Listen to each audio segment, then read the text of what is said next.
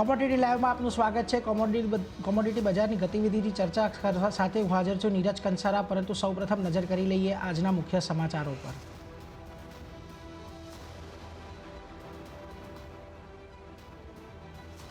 સોના ચાંદીમાં આજે સુસ્તી। વૈશ્વિક બજારમાં સોનાની કિંમતો $2041 પાર, તો ચાંદીએ જાળવી રાખ્યા $23ના સ્તર। સ્થાનિક બજારમાં પણ પોઝિટિવ કામકાજ। ક્રૂડ ઓઇલમાં આવી રિકવરી। બ્રેન્ટના ભાવ $82 પાર। નાઇમેક્સમાં પણ તેજીનો માહોલ। સ્થાનિક બજારથી મળ્યા નેગેટિવ સંકેત। તો નબળા ડોલર ઇન્ડેક્સે સુધાર્યો મેટલ્સનો મૂડ। એલએમઈ પર કોપરમાં તેજી, તો સ્થાનિક બજારનો લીલા નિશાનમાં કારોબાર।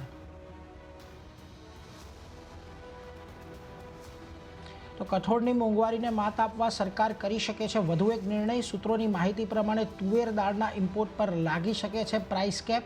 નિર્ણય બાદ કિંમતોમાં ઘટાડો થવાની આશા।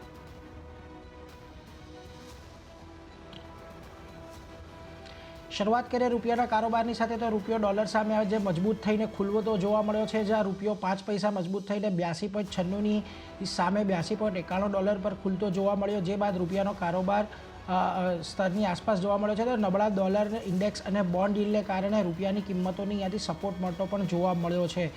જુઓ અત્યારે આપણને ડોલર ઇન્ડેક્સ લગભગ 104 અને રૂપિયો છે 82.89ની આજુબાજુ કામકાજ કરતો જોવા મળી રહ્યો છે। અને આપણી સાથે કોમોડિટી પર અને ખાસ કરીને કરન્સી પર પણ ચર્ચા કરવા ટ્રેડબુલ સિક્યોરિટીઝના ભાવિક પટેલ જોડાઈ ગયા છે। ભાવિકજી, સ્વાગત આપનું કોમોડિટી લાઈવની અંદર। જો જે રીતે આપણે ડોલર ઇન્ડેક્સની અંદર અહીંયા ઘટાડો ઘણા સમયથી અપેક્ષિત છે અને આવી રહ્યો છે, એ પ્રમાણે અત્યારે આપણને રૂપિયાની અંદર થોડી મજબૂતી જોવા મળી રહી છે। સ્થાનિક સ્તર પર જે બજારો છે કે જેની અંદર એફઆઈઆઈઝના ફ્લો પણ રૂપિયાને ખાસા અસર કરતા હોય છે, ત્યાં પણ થોડીક તેજી છે। અને ખાસ કરીને ક્રૂડના ભાવ એક રેન્જની અંદર અત્યારે કામકાજ કરી રહ્યા છે।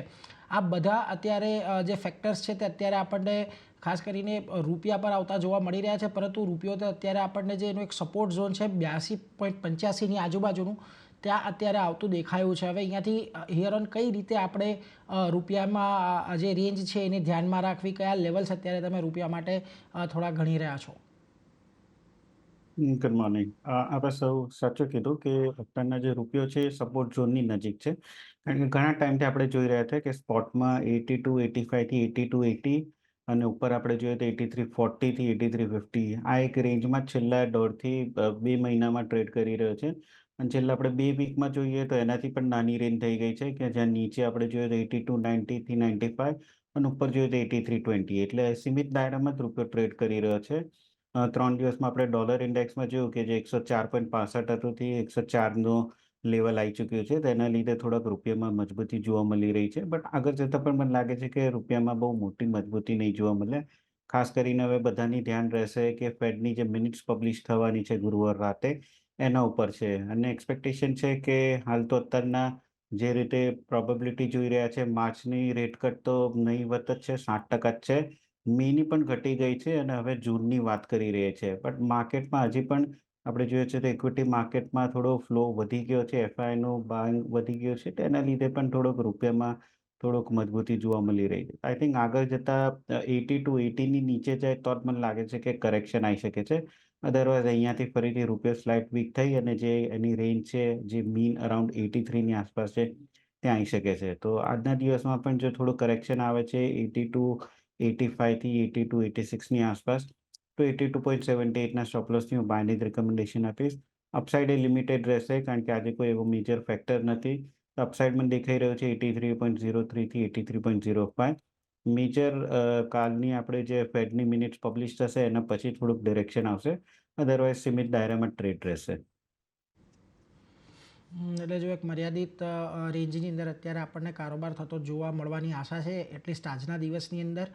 ખાસ કરીને 82.85 82.87ની આજુબાજુ આવે છે તો ત્યાંથી ખરીદી કરો। 82.78નો સ્ટોપ લોસ અને 83.03 83.05ના અહીંયાથી એક ટાર્ગેટ આપણને આજના દિવસ માટે મળી રહ્યા છે। એટલે ખૂબ મ્યુટેડ કારોબારની અપેક્ષા આજે રૂપિયાની અંદર આપણને જોવા મળી રહી છે। પરંતુ આગળ વધીએ અને સોનાની વાત કરીએ તો સોનામાં અત્યારે આપણને સેફ હેવન બાઇંગ યથાવત જોવા મળી રહી છે, જ્યાં કોમેક્સ પર સોનું $2041ની પાસે કારોબાર કરતું જોવા મળ્યું હતું। સ્થાનિક બજારમાં થોડોક ફ્લેટ કારોબાર છે. ઉલ્લેખનીય છે કે નબળા ડોલર ઇન્ડેક્સ અને ભૌગોલિક તણાવને કારણે સોનાની કિંમતોને સપોર્ટ મળતો જોવા મળી રહ્યો છે.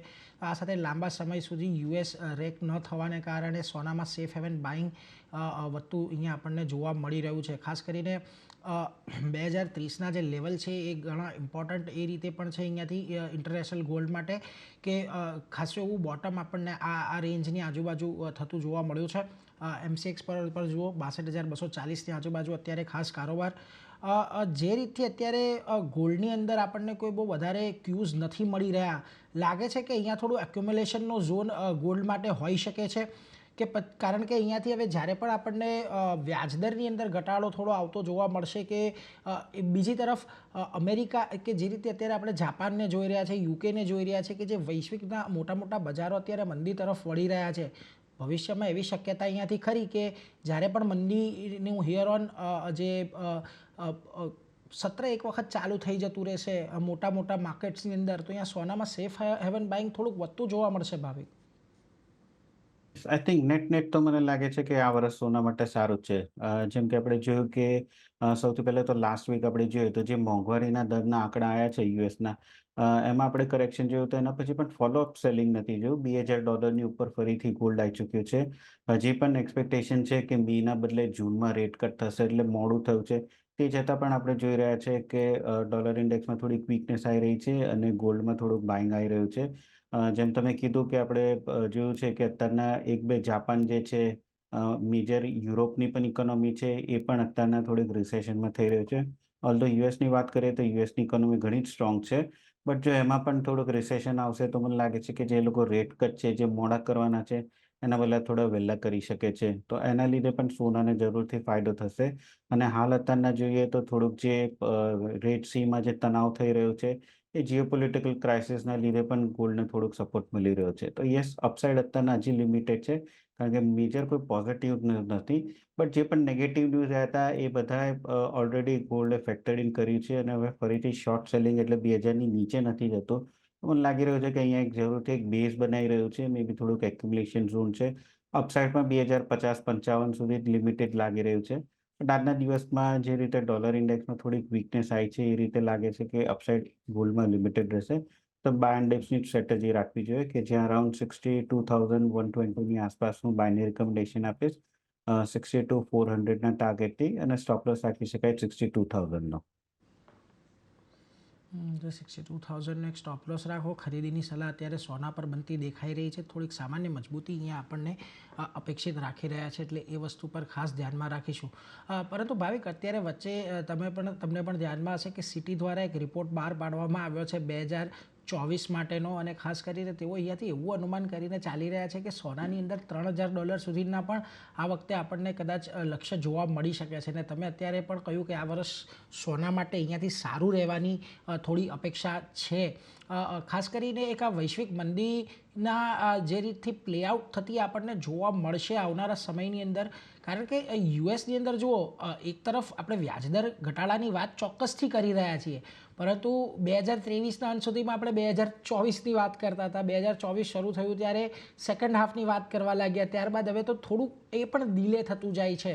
આ બધા ફેક્ટરને જોતા લાગે છે કે ફંડામેન્ટલી અહીંયાથી કોઈક વધારે બાઇંગ આપણને જોવા મળશે, કારણ કે આની પહેલાં પણ એવું થયું છે કે જે સેન્ટ્રલ બેન્કો દ્વારા ડિમાન્ડ આપણે વધતી જોવા મળી હતી, ત્યારબાદ સોનાની અંદર આપણે સારી એવી તેજી જોઈ હતી. ઓકે, હજી એક તરફ વ્યાજદર ઘટે અને ડોલર ઇન્ડેક્સ નબળો પડે તો મોટેભાગના લોકો અહીંયાથી ડોલર તરફ વળવાની તૈયારી કરશે, અરે સોના તરફ વળવાની તૈયારી કરશે. યસ, ઇનફેક્ટ આપણે લાસ્ટ યર જોઈએ તો લાસ્ટ યરમાં જે રીતે રેટ હાઇક કરી હતી યુએસએ, જે રેટ પર સૌથી વધારે એ લોકોએ છેલ્લા 20 વર્ષમાં પેસથી વધારી હતી, તે છતાં પણ આપણે જોયું કે ગોલ્ડમાં મોટું કરેક્શન નથી થયું. અને એનું કારણ હતું કે જે સેન્ટ્રલ બેંક છે એ લોકોએ રેકોર્ડ છેલ્લા 20 વર્ષમાં રેકોર્ડ બાઇંગ કર્યું હતું, તેને એક સપોર્ટ મળી રહ્યો હતો. બધા એક્સપેક્ટ કરી રહ્યા હતા કે યુએસમાં મે બી હાર્ડ લેન્ડિંગ થશે, કે જ્યાં જે રીતે એ લોકો રેટ વધારી રહ્યા છે તો રિસેશન થશે. અને લોકોનું જે લેબર માર્કેટ છે ઘણું જ સ્ટ્રોંગ રહ્યું છે લોકોના ધાર્યા કરતાં, અને થોડુંક સોફ્ટ લેન્ડિંગ થશે એની આશામાં લોકો એક્સપેક્ટ કરી રહ્યા છે કે આગળ જતાં પણ યુએસની ઇકોનોમી સ્ટ્રોંગ રહેશે એટલે ફેડ જે છે એ વ્યાજ દર ઘટાડવામાં થોડુંક લેટ કરશે. બટ અત્યારે આપણે જે બીજી ઇકોનોમીઝ જોઈ રહ્યા છે, જેમ કે જર્મની જે છે, ફ્રાન્સ છે એ લોકોમાં થોડુંક રિસેશન જે આવી રહ્યું છે, જાપાનમાં પણ થોડુંક આવી રહ્યું છે. તો જો આ સ્પિલ ઓવર ઇફેક્ટ યુએસમાં થશે તો આઈ થિંક ફેડને જે વ્યાજ દર છે એ ધાર્યા કરતાં વહેલું કરવું જ પડશે. અને હિસ્ટોરિકલી કે જ્યારે પણ આપણે જોયું છે કે જ્યારે પણ ફેડે વ્યાજ દર ઘટાડ્યું છે, ત્યારે સોનું જે છે એટલીસ્ટ 3 મહિનાથી 6 મહિનાનો એવરેજ આપણે જોઈએ તો 2 થી 5% રિટર્ન આપ્યું છે. એટલે જ્યારે પણ કોઈ પણ હાર્ડ લેન્ડિંગનો ન્યૂઝ કે એવું ઇફેક્ટ આવશે, તો મને લાગે છે કે સોનામાં તેજી જોવા મળશે. બટ અત્યારના લાગે છે કે યુએસની ઇકોનોમી ઘણી જ સ્ટ્રોંગ છે, એટલે લિમિટેડ અપસાઇડ જ રહેશે સોનામાં શોર્ટ ટર્મ માટે. એટલે શોર્ટ ટર્મ માટે લિમિટેડ અપસાઇડ છે, એટલે એના પર એક ધ્યાન રાખતા રહીશું. પરંતુ આગળ વધીએ અને હવે ચાંદી પર ખાસ ચર્ચા કરીએ તો જો સોનાને પગલે આજે ચાંદીમાં પણ થોડીક તેજીનો માહોલ આપણને જોવા મળી રહ્યો છે. કોમેક્સ પર આપણને ચાંદીની કિંમતો $23 પાસે જોવા મળી રહી છે, તો સ્થાનિક બજારમાં પણ ફ્લેટ કારોબાર અહીંયાથી આપણને ખાસ કરીને જોવા મળી રહ્યો છે. ભાવિક, જે રીતે ચાંદીમાં ઇન્ટરનેશનલ ના આપણે ભાવ જોઈએ છીએ, તો જો જે રીતે આપણને જાન્યુઆરીની અંદર ઘટાડો આવતો જોવા મળ્યો હતો, ત્યારબાદ એક રેન્જ પકડીને ચાંદી ચાલી રહી છે, ને છેલ્લા 1 મહિનાથી થોડો ઓછો સમય કહી શકાય, પરંતુ ઓલમોસ્ટ નીચેમાં $22, ઉપરમાં $23.50, આ એક રેન્જ અત્યારે ચાંદી પકડીને ચાલી રહી છે. કઈ રીતે અત્યારે અહીંયા ચાંદીને તમે જોઈ રહ્યા છો? કોઈ આ રેન્જ બ્રેકઆઉટ માટેના કોઈ કારણો તમને અત્યારે દેખાઈ રહ્યા છે ખરા? આઈ થિંક આગળ જતાં પણ મને લાગે છે કે ચાંદી અંડર પરફોર્મ જ કરશે. ગયા વર્ષ આપણે જોયું હતું કે ચાંદી મેસિવલી અંડર પરફોર્મ કરી રહ્યું હતું અને હાલ પણ અત્યારના જોઈએ તો ફંડામેન્ટલ એટલા સારા નથી. યુઝ્યુઅલી આપણે ચાંદી ક્યારે આઉટ પરફોર્મ કરે કે જ્યારે ઇકોનોમી જે છે એ ગ્રો થતી હોય, કારણ કે ચાંદીનું 60% આપણે જોઈએ તો ઇન્ડસ્ટ્રીયલ ડિમાન્ડ યુઝેજ છે. એટલે હાલ અત્યારના આપણે જોઈ રહ્યા છે તો ઇકોનોમી થોડું રિસેશન થઈ રહી છે, એટલે જે બેઝ મેટલ્સ ને ચાંદીની જે ડિમાન્ડ જે છે એ ઓછી છે, બેરિંગ સોલરનો આપણે મોડ્યુલ્સ જોઈએ તો. બટ આગળ જતાં પણ આઈ થિંક જ્યારે પણ ઇકોનોમી એક્સપાન્ડ થશે તો મને લાગે છે કે ચાંદી જે છે એની ડિમાન્ડ વધશે અને આઉટ પરફોર્મ થશે. અધરવાઇઝ અત્યારના તો કોન્ટ્રાક્ટિંગ ઇકોનોમીમાં તો મને લાગી રહ્યું છે કે ચાંદી છે જે જરૂરથી અંડર પરફોર્મ જ કરશે. એટલે ઉપરની સાઈડ આપણે જોઈએ તો 23.50 થી 24નો એક મેજર હર્ડલ છે અને નીચે જોઈએ તો 22.50 થી 22ની આસપાસનો એક સપોર્ટ છે. તો આગળ જતાં પણ મને લાગે છે કે ચાંદીમાં સોનું વધારે પિક કરવું જોઈએ અને ચાંદી હજી પણ શોર્ટ ટર્મ માટે અંડર પરફોર્મ કરે એવું જ લાગી રહ્યું છે. બેઝ મેટલ્સની ચર્ચાને આગળ વધારે તો જુઓ, આજે બેઝ મેટલ્સમાં આપણને સારી એવી તેજી જોવા મળી રહી છે. ખાસ કરીને એલએમઈ પર જે આપણને કારોબાર જોવા મળ્યો એમાં તેજીનો કારોબાર હતો. ડોલર ઇન્ડેક્સની અંદર જે રીતથી આપણને ઘટાડો આવતા જોયા છે, અહીંયાથી ખાસ કરીને મેટલ્સ ફરી એક વખત અહીંયાથી તેજી તરફે દેખાયા છે. અને ખાસ કરીને કોપરની વાત કરીએ તો જે એલ્યુમિનિયમના સપ્લાય માટેની એક વિક્ષેપ ઊભો થયો છે પનામાંથી, એને કારણે આપણને કોપરમાં આજે થોડીક તેજી જોવા મળી રહી છે. કઈ રીતે આપ અત્યારે બેઝ મેટલ્સને જોઈ રહ્યા છો? કારણ કે ડોલર ઇન્ડેક્સ એક ઘટાડા તરફી છે, બીજી તરફ કોપરમાં પણ થોડાક જે પનામાંથી એક ખાણ બંધ થવાના સમાચાર આપણને મળતા જોવા મળ્યા, જેને કારણે થોડીક સપ્લાયની અંદર વિક્ષેપ પડી શકે છે. હજી આમાં તેજી થોડી એડ થઈ શકે છે કે આ માત્ર સેન્ટિમેન્ટલ ઉછાળા તરીકે જોવું જોઈએ આને? ના, આઈ થિંક મને લાગે છે હજી પણ થોડુંક રનઅપ રહેશે. કારણ કે એક તો કારણ છે કે ડોલર ઇન્ડેક્સ વીક થઈ રહ્યું છે, એટલે એના લીધે બેઝ મેટલ્સને ફાયદો થયો છે. સેકન્ડ આપણે જોઈએ તો ચાઇનાનું માર્કેટ પણ ઓપન થયું છે, ઓલ્ધો ઓપન થયા પછી ડિમાન્ડ ત્યાંથી તો થોડીક સબડ્યુડ જ છે અને એ લોકોનો 5 વર્ષનું જે લેન્ડિંગ રેટ હતું એ છે સૌથી વધારે ઓછું કર્યું છે 2019 પછીનું પ્રોપર્ટી સેક્ટરને થોડુંક રિકવરી આપવા માટે, જે થોડુંક પોઝિટિવ છે. બટ આઈ થિંક મેજર જે તમે કીધું કે પનામાનું જે સપ્લાય ડિસ્ટરપ્શન છે અને બીજું આપણે જોઈએ કે રશિયામાં જે અપોઝિશન લીડર છે એનું જે મૃત્યુ થયું છે, તેના લીધે જે યુએસ જે છે એ લોકો મેજર સેન્ક્શન કરી રહેવાના છે રશિયા ઉપર અને એમાં વાત ચાલી રહી છે કે એલ્યુમિનિયમનું જે છે એના ઉપર એ લોકો સેન્ક્શન થશે, એટલે માર્કેટમાં જે એલ્યુમિનિયમ આવવાનું છે એ થોડું ઓછું થશે. એટલે જ ગઈકાલે આપણે જોયું હતું કે મેજર 2%નો ઉછાળો એલ્યુમિનિયમમાં જોવા મળ્યો છે અને આના લીધે બધા જ બેઝ મેટલ્સમાં સેન્ટિમેન્ટ થોડું પોઝિટિવ લાગી રહ્યું છે. મને લાગે છે કે હજી પણ અપસાઇડ છે. 1 થી 2 દિવસ આપણને જરૂરથી જોવા મળે. ખાસ કરીને કોપરની વાત કરીએ તો પહેલાં પણ 732ની આસપાસથી એને રેઝિસ્ટન્સ ફેસ કર્યું હતું. તો હજી પણ લાગે છે કે એ લેવલ ટેસ્ટ કરી શકે છે. તો કોપર જો 723ની આસપાસ આવે છે તો 730ના ટાર્ગેટથી હું બાયની રિકમેન્ડેશન આપીશ, 718ના સ્ટોપ લોસથી. અને ઝીંકની વાત કરીએ તો ઝીંકમાં પણ 216 થી 218 જે છે ત્યાં એક હર્ડલ ફેસ થાય છે. હજી મને લાગે છે કે ત્યાં સુધી એકવાર રીટેસ્ટ કરી શકે છે. તો ઝિંક પણ બાય કરાય છે 216ના ટાર્ગેટથી અને નીચે સ્ટોપ લોસ રાખી શકાય 212નો. એટલે ઝીંક અને એલ્યુમિનિયમ બે જગ્યાએ અહીંયા ખરીદીની સલાહ આવતી દેખાઈ રહી છે. ઝીંકમાં 216, 218નો એક રેઝિસ્ટન્સ ફેસ કરી શકે છે, એટલે એક ઉછાળા માટે તમે અહીંયાથી ચોક્કસથી આને પ્લે કરી શકો છો. પરંતુ આગળ વધીએ અને હવે ક્રૂડની વાત કરીએ તો જુઓ, ગઈકાલે આપણને ક્રૂડમાં 1.5% ઘટાડો જોવા મળ્યો હતો અને ત્યાંથી 2 મહિનાની ઊંચાઈ પર જે ભાવ પહોંચ્યા ત્યાંથી ફરી એક વખત થોડુંક દબાણ આપણને ક્રૂડમાં આવતું દેખાયું. ખાસ કરીને ક્રૂડની અંદરની વાત કરી લઈએ તો જે યુએસમાં આઉટપુટ કટની ચિંતાઓ છે એને કારણે પણ એક આપણને નાઇમેક્સની અંદર ખાલી ખરીદદારી આવતી જોવા મળી હતી. પરંતુ બીજી તરફ અત્યારે ખાસ વાત એ થઈ રહી છે કે રશિયા અહીંયાથી પોતાના આઉટપુટ કટ એટલે ઉત્પાદન છે એને ઘટાડવાનું વાત કરી રહ્યું છે. થોડા દિવસ પહેલાં આપણે સમાચાર પર જોયા કે સાઉદી અરામકોનું જે એક પોર્ટનું વિસ્તરણ હતું તેને સાઉદી અરેબિયાએ અત્યારે અટકાવી દીધું છે, કારણ કે તેઓ પણ પોતાનું ઉત્પાદન છે એને થોડુંક અહીંયાથી અટકાવવા માંગે છે. અને ખાસ કરીને જે રીતથી આપણે ઓલ ઓવર ધ વર્લ્ડ જે રિન્યુએબલ્સની અંદરનું જે ટ્રાન્સફોર્મેશન છે એ થોડુંક ધીમું પડતું જોઈ રહ્યા છે. એટલે પહેલાં જે આપણે બધી અપેક્ષા રાખીને બેઠા હતા એવી રહી નથી અને આવનારા સમયની અંદર પણ હજી ઉત્પાદન અહીંયાથી ઓછું થાય એવી આશા સેવાઈ રહી છે. અને એ જ કારણ છે કે આપણને ક્રૂડની અંદર એક ઉછાળો જોવા મળ્યો છે. પરંતુ એક ખાસ ટ્રેન્ડ એ પણ જોયો છે કે 83નું જે હર્ડલ છે એ ખાસું એવું બ્રેન્ટને નડી રહ્યું છે. ભાવિક, આઈ થિંક ફંડામેન્ટલ જોઈએ તો મને નથી લાગતી કે આ પ્રાઇસીસ રિફ્લેક્ટ કરી રહી છે અત્યારના સપ્લાયનું, ડિમાન્ડ સપ્લાયનું. કારણ કે આગળ જતાં આપણે જોઈએ તો જેમ તમે કીધું કે ઓપેક પ્લસથી તરફથી પ્રોડક્શન છે એ ઓછું થાય છે. ઓલ તો અત્યારે ડિમાન્ડની ચિંતા છે, બટ સરપ્લસ માર્કેટ જે આપણે જોઈએ, સરપ્લસ માર્કેટ જે લાસ્ટ જાન્યુઆરીમાં તો અત્યારનું કમ્પેર કરીએ તો ઘણું જ ઓછું છે. તો આઈ થિંક મને લાગે છે કે આગળ જતાં પ્રાઇસીસ વધી જ શકે છે. ઓલ્ધો વીક ડિમાન્ડ ચાઇના તરફથી જે છે અને યુરોપ તરફથી છે એના લીધે પ્રાઇસીસમાં થોડુંક વીકનેસ જોવા મળે છે. બટ એની સામે અપોઝિંગ ફોર્સમાં એ પણ છે કે અત્યારના જે રેડ સીનું કોન્ફ્લિક્ટ છે એના લીધે બધી કાર્ગોસ છે એનો ટાઈમે વધારે છે, પૈસા વધારે થાય છે, એટલે ડિસ્ટ્રપ્શન થઈ રહ્યું છે. સેકન્ડ ટાઈમ આપણે કીધું કે રશિયા તરફથી પણ એવું નિવેદન આવ્યું છે કે એ લોકો પણ જે ઓપેક પ્લસનું જે પહેલાં એ લોકો કીધું હતું કટ કરશે પ્રોડક્શન, એ થઈ રહ્યું છે. બટ આઈ થિંક એનું એક કારણ એ પણ છે કે ઘણી જે કાર્ગોઝ જે છે જે ઇન્ડિયા તરફ આવવાનું છે એ સાઉથ કોરિયા અને મલેશિયામાં અટકી ગયું છે, કારણ કે અમુકમાં પ્રાઇસીસ જે છે એ પ્રાઇસ કેપ કરતાં વધારે છે, એટલે બેંક્સ જે છે પેમેન્ટ કરી નથી રહી. સેકન્ડ એ છે કે અત્યારના પણ હજી ખબર નથી કે ઇન્ડિયા જવાનું છે કે ચાઇના જવાનું છે, એટલે એના લીધે રશિયા તરફથી એ લોકોએ કરવું જ પડે છે એવું પ્રોડક્શન કટ, કારણ કે ત્યાંની ઘણી બધી કાર્ગોઝ જે છે એ સીમાં જ છે અત્યારના. બટ ઓવરઓલ હજી પણ લાગે છે કે આઈ થિંક પ્રાઇસીસ અપસાઇડ જ રહેશે.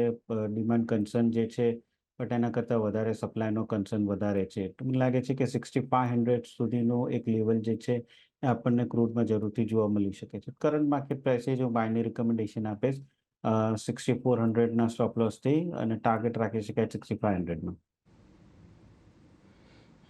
જો 6500નું એક ટાર્ગેટ અહીંયા રાખી શકાય છે, ખાસ કરીને MCX ક્રૂડના ફ્રન્ટ પર, તો એના પર એક ખાસ નજર રાખતા રહીશું. પરંતુ નેચરલ ગેસમાં જો આજે આપણને 60% તેજી જોવા મળી રહી છે અને ખાસ કરીને પીક સિઝન અત્યારે યુએસની અંદર હોય છે આ નેચરલ ગેસના ડિમાન્ડની.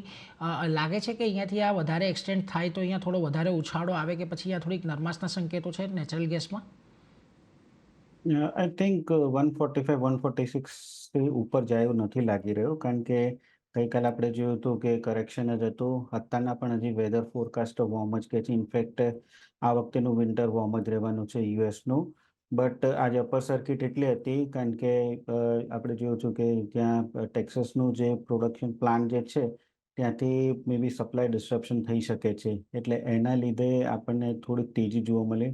મને લાગે છે કે તેજી લિમિટેડ રહેશે હજી પણ, જ્યાં સુધી 150થી 55ની ઉપર સસ્ટેન નથી કરતો ત્યાં સુધી સેલ ઓન રાઇઝની રણનીતિ જ રાખવી છે. તો 145ની આસપાસ જો આવે છે તો શોર્ટની જ રિકમેન્ડેશન આપીશ 150ના સ્ટોપ લોસથી, અને ટાર્ગેટ નીચે ફરીથી રાખી શકાય 135નો. એટલે જો અહીંયા શોર્ટની સલાહ, પરંતુ કન્ડિશનલ શોર્ટ છે 145 પર આવે ત્યારે શોર્ટ કરો, 130ના ટાર્ગેટ અને 150નો સ્ટોપ લોસ ઉપરની બાજુ અહીંયા ખાસ રાખવાનો રહેશે. પરંતુ એની સાથે જ આગળ વધીને જે રીતે અત્યારે આપણને દાળને લગતા સમાચાર જોવા મળી રહ્યા છે કે સરકારે તમામ સ્ટેક હોલ્ડરો સાથે ખાસ તો બેઠક કરી છે અને બેઠકમાં સરકારે કઠોળના સ્ટોક વિશે માહિતી આપી છે અને કઠોળના વધતા ભાવને અંકુશ લેવા પર અહીંયા ચર્ચા સરકાર દ્વારા કરવામાં આવી છે. ખાસ કરીને અહીંયાથી જે તુવેર દાળ ડોલરની આયાત છે એના પર એક પ્રાઇસ કેપ લાગી શકે છે. તુવેરની આયાત $1,000 પ્રાઇસ કેપ પર લગાવવામાં આવી શકે છે. એટલે ખાસ કરીને જે રીતથી આપણને તુવેર દાળના ભાવની અંદર વધારો થતો જોવા મળ્યો છે, એક તરફ અહીંયા ઉત્પાદન નથી એટલે આયાત કરવું પડે એવી જ પરિસ્થિતિ છે. અને એમાં પણ તમે જોશો તો $1,000ની આજુબાજુની પ્રાઇસ કેપ જે રીતથી લગાવી રહ્યા છે એટલે અહીંયાથી ભાવ વધે નહીં તેનું એક ખાસ કાળજી સરકાર દ્વારા રાખવામાં આવી રહી છે. એટલે આ એક અપડેટ દાળને લઈને. પરંતુ આગળ વધીએ ને આજે જે રીતથી આપણને એગ્રી કોમોડિટીની અંદર આપણને કારોબાર થતો જોવા મળી રહ્યો છે. જો મસાલા પેકમાં જીરામાં આજે આપણને એક સારી એવી તેજી દેખાઈ રહી છે 1.25%, પરંતુ હળદર અને થોડુંક નરમ છે 0.5% આજુબાજુ.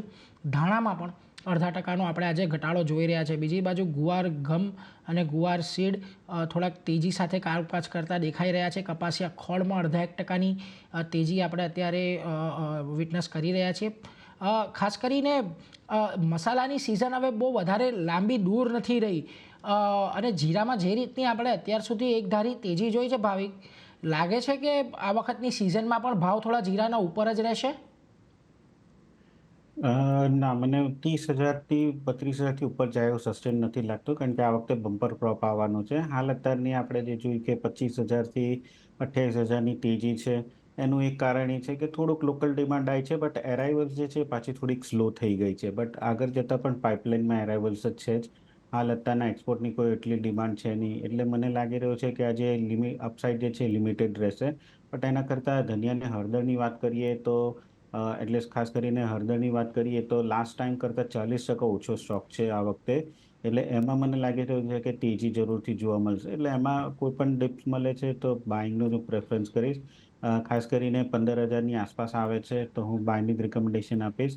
1 થી 2 વીક સુધીમાં મને 16,000 સુધીનો ટાર્ગેટ રાખે છે અને 14,700નો સ્ટોપ લોસ રાખી શકાય છે. 14,700નો સ્ટોપ લોસ, 15,000ની આજુબાજુ આવે ત્યારે ખરીદી કરો, કારણ કે જે રીતના આવક થઈ રહી છે મંડીઓમાં તે ઘટવાની આશા છે. એટલે અહીંયા હળદરમાં આપણને સારી એવી તેજી જોવા મળી શકે છે. પરંતુ એ સાથે જ ભાવિક, આપની પાસેથી પણ રજા લેવાનો સમય થયો છે. આપણે જે કોમોડિટી પર ચર્ચા કરી એ અંગેના આપના ડિસ્ક્લોઝર. મેં જે એડવાઇસ આપી છે ડેફિનેટલી મેં ક્લાયન્ટને જરૂરથી શેર કરી છે, બટ મારા પોર્ટફોલિયોમાં કોઈ પણ કોમોડિટીનો ટ્રેડ નથી. જી ભાવિક, આભાર અમારી સાથે જોડાઈને કોમોડિટી પર આ સમગ્ર ચર્ચા કરવા માટે. તો જુઓ, આજના દિવસે કોમોડિટી બજારમાં આપણને થોડુંક મ્યુટેડ કારોબાર રહેતો જોવા મળ્યો છે. ખાસ કરીને કોપર અને ક્રૂડ અહીંયાથી આપણને આવનારા દિવસોમાં એક્શનમાં રહેતું જોવા મળી શકે છે. તો એ સાથે જ અત્યારે મારો રજા લેવાનો સમય થયો છે. આગળ પ્રીતિ જોડાશે બજાર હેલ્પલાઇન લઈને, તો આપના સવાલ આપ ત્યાં પૂછી શકો છો. હાલ મને આપજો રજા. જોતા રહો CNBC બજાર. નમસ્કાર.